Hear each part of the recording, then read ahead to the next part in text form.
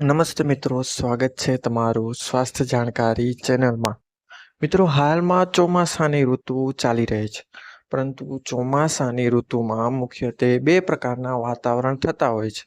જ્યારે વરસાદવાળું વાતાવરણ હોય ત્યારે થોડાક દિવસ ભેજવાળું વાતાવરણ રહે છે, અને જ્યારે વરસાદ નથી પડતો અને તડકો નીકળે છે ત્યારે થોડુંક શુષ્ક ગરમ વાતાવરણ રહે છે, જેમાં મુખ્યત્વે વાદળ રહેતા હોય છે અને થોડો બફારો થતો હોય છે. પરંતુ તેના લીધે મિત્રો આપણા શરીર ઉપર અમુક એવી અસર થાય છે, જેના લીધે આપણને શરીરમાં અમુક સમસ્યાઓ ઉત્પન્ન થાય છે. જેમાંથી મુખ્ય સમસ્યા એ છે કે શરીરના તાપમાન વધવું, એટલે કે શરીરની ગરમી વધવી.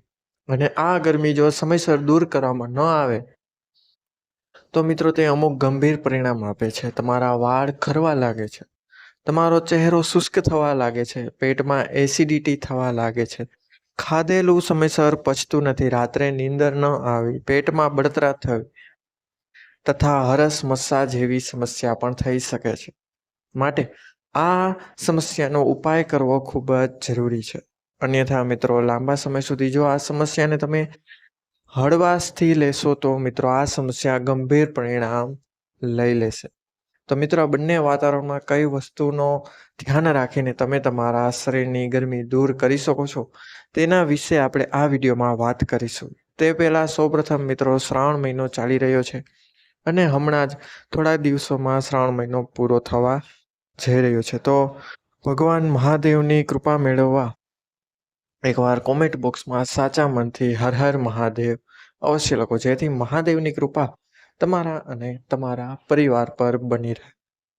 હવે મિત્રો ઉપાયો વિશે વાત કરીએ તે પહેલાં જાણીએ કે કયા વાતાવરણમાં કઈ વસ્તુનું ધ્યાન રાખવું ખૂબ જ જરૂરી છે. ત્યારબાદ એક ઉપાય જણાવીશ, જે ઉપાય દ્વારા તમે તમારા શરીરની ગરમી દૂર કરી શકો છો. મિત્રો સૌપ્રથમ વાત કરીએ તો જ્યારે વરસાદવાળું વાતાવરણ, ભેજવાળું વાતાવરણ હોય ત્યારે મિત્રો બને ત્યાં સુધી તેલવાળો ખોરાક ખાવાનું ટાળો, તથા બને ત્યાં સુધી મિત્રો ગરમ અને હળવો બાફેલો ખોરાક ખાઓ મિત્રો. કારણ કે તેલવાળા ખોરાકથી મિત્રો શરીરમાં પિત્તવાયુ બને છે, જેના લીધે જો તે બહાર નીકળે નહીં તો મિત્રો પેટની ગરમી વધવા લાગે છે અને ધીમે ધીમે સમગ્ર શરીરની ગરમી વધી જાય છે.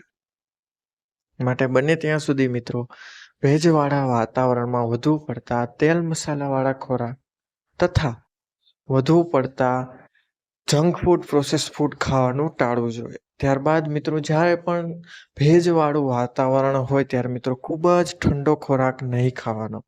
તેનાથી ગેસની સમસ્યા થઈ શકે છે, અને આ ગેસ જો પેટમાં જ રહેશે તો મિત્રો પેટની ગરમી એટલે કે સમગ્ર શરીરની ગરમી પણ વધવા લાગશે. અને હવે વાત કરીએ તો મિત્રો જ્યારે તડકાવાળું વાતાવરણ, ગરમવાળું વાતાવરણ, ત્યારે મિત્રો બને ત્યાં સુધી તીખો ખોરાક તમારે ખાવાનો નથી. આ ઉપરાંત વધુ પડતો એસિડિક ખોરાક ખાવાનો નથી, કારણ કે તેનાથી મિત્રો શરીરમાં, પેટમાં એસિડનું પ્રમાણ વધે છે. પરિણામે મિત્રો જઠરમાં વધુ પડતા એસિડથી તમને એસિડિટીની સમસ્યા થઈ જશે, જેના લીધે મિત્રો લાંબા સમય સુધી તમને પેટમાં પાચન શક્તિ નબળી પડી જશે અને તેના લીધે મિત્રો તમને પેટની ગરમીની સમસ્યા વધવા લાગશે.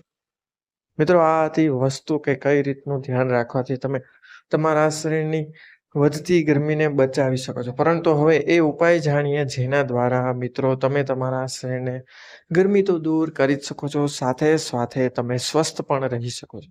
કંઈ નહીં મિત્રો, સવારે તમારે ઉઠ્યા બાદ કંઈ પણ ખાવ તે પહેલાં અથવા બ્રશ કર્યા પહેલાં અથવા તો બ્રશ કર્યા પછી તે તમારી રીતના તમે ડિસાઈડ કરી શકો છો. 1 ગ્લાસ પાણીમાં મિત્રો તમારે કાળા મરી એટલે કે તીખાનો ભૂકો કરીને થોડા નાખી દેવાના છે. તેમાં થોડીક પીસેલી 1 ચમચી વરિયાળી નાખીને સાકરનો ટુકડો સ્વાદ અનુસાર નાખી દેવાનો છે અને તેને રેગ્યુલર ટેમ્પરેચરવાળા પાણીમાં મિક્સ કરીને તમારે પી જવાનું છે. આ પદ્ધતિ 1 મહિના સુધી કરવાથી મિત્રો તમારા શરીરની સમગ્ર ગરમી દૂર થઈ જશે, તમારું પાચન તંત્ર શાંત થઈ જશે, સરખી રીતે ચાલવા લાગશે.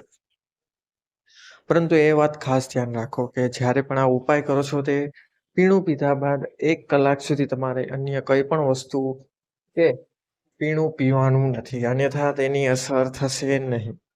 તો મિત્રો પેટને સમગ્ર સાફ કરવા તથા ઠંડુ કરવા આ પીણું ખૂબ જ લાભદાયી છે. આ ઉપરાંત શરીરનું તાપમાન પણ રેગ્યુલર કરે છે, નોર્મલ કરે છે, જેના લીધે લાંબા સમય સુધી જો આ પીણું પીશો તો તેના કોઈ પણ સાઈડ ઇફેક્ટ તમને જણાશે નહીં. આ પીણું મિત્રો કોઈ પણ ઉંમરના વર્ગના લોકો પી શકે છે. બાળકોથી લઈને વૃદ્ધો સુધી કોઈ પણ લોકો આ પી શકે છે. તેના કોઈ પણ સાઈડ ઇફેક્ટ નથી. પરંતુ એક વાત ધ્યાન રાખો કે જે લોકોને એસિડિટીની અથવા તો ડાયાબિટીસની સમસ્યા છે તેવા લોકોએ સાકરનો ઉપયોગ ના કરવીનો સલાહ આપું છું. તેના જગ્યાએ તમે સુગર ફ્રી કોઈ પણ પાવડર ઉમેરી શકો છો અથવા સાકર વગરનું પણ પાણી આ પીણું બનાવીને પી શકો છો. આ ઉપરાંત મિત્રો જો તમે તમારા લીવરને ડિટોક્સિફાય કરવા માંગો છો તો મિત્રો સવારે તમારે એક નવસેકા ગરમ પાણી એક ગ્લાસમાં તમારે થોડું મીઠું નાખીને થોડું સંચર નાખીને તેમાં અડધું લીંબુ નીચવી અને તેમાં થોડી અડધી ચમચી હળદર નાખીને હલાવીને પી જવાનું છે. આ પીણા દ્વારા મિત્રો તમે તમારા લીવરને એકદમ ડિટોક્સિફાય એટલે કે સાફ કરી શકો છો, જેના લીધે પાચનને લગતી પણ બધી સમસ્યા દૂર થઈ જશે. ઉપરાંત ખરાબ પાદથી છુટકારો મળશે. અને મિત્રો બંને ત્યાં સુધી રાત્રે ચા પીવાનું ટાળો, કારણ કે ચા પીવાથી રાત્રે એસિડિટી જેવી સમસ્યા થઈ શકે છે, પેટમાં અપચો થઈ શકે છે અને ખાધેલું બરોબર પાચન થશે નહીં. માટે મિત્રો બંને ત્યાં સુધી રાત્રે 5 અથવા તો 6 વાગ્યા બાદ સાંજે ચા પીવાનું મૂકી દો. મિત્રો આ હતા એ 2 પીણા છે. પીણા દ્વારા તમે તમારું પાચન તંત્રને સ્વસ્થ રાખી શકો છો અને તમારા શરીરની બીજા પીણા દ્વારા તમે તમારા શરીરની ગરમી દૂર કરી શકો છો અને તમારું શરીર એકદમ સ્વસ્થ પણ રહેશે તથા બંને પીણાના કોઈ પણ જાતના સાઈડ ઇફેક્ટ જણાતા નથી. મિત્રો આ વિડીયો તમારા મિત્રજનો અને પરિવારજનોમાં એ લોકોને અવશ્ય શેર કરો જે આ સમસ્યાથી પીડાઈ રહ્યા છે.